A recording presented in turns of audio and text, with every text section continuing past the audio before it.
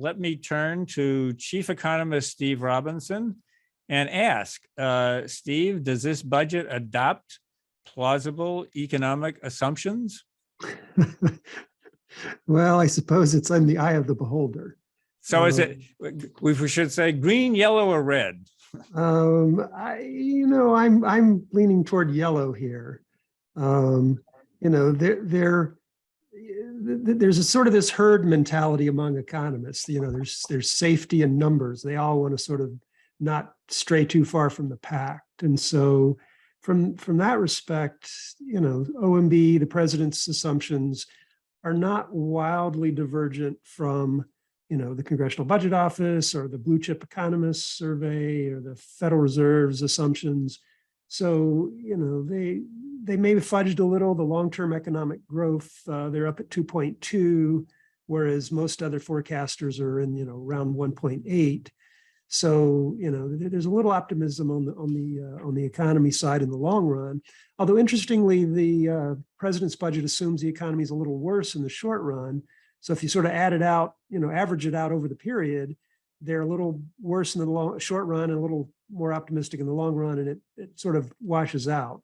So I don't want to ding them too much on that. But no, where I'm most concerned, and again, not that they're straying too far from the pact here, but they're assuming inflation by the end of this year, 2023, inflation will be down to 3%.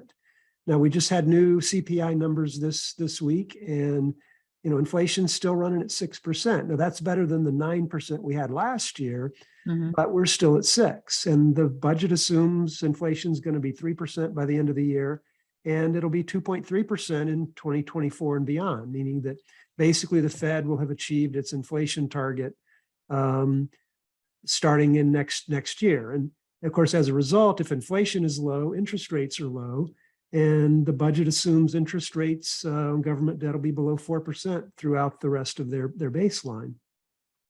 It could happen, but it might not happen. And the risk you run when you have $30 trillion in debt, every 1% extra interest rate increase, that's $300 billion in extra interest cost.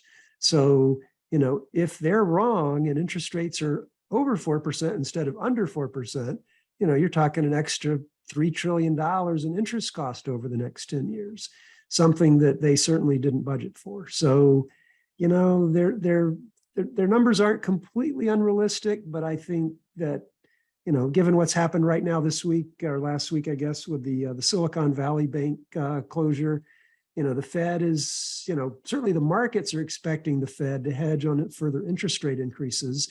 And if the Fed eases up or backs down, inflation may continue to persist beyond the 3% that the budget assumes. And, that would be bad news for the budget. So we'll see.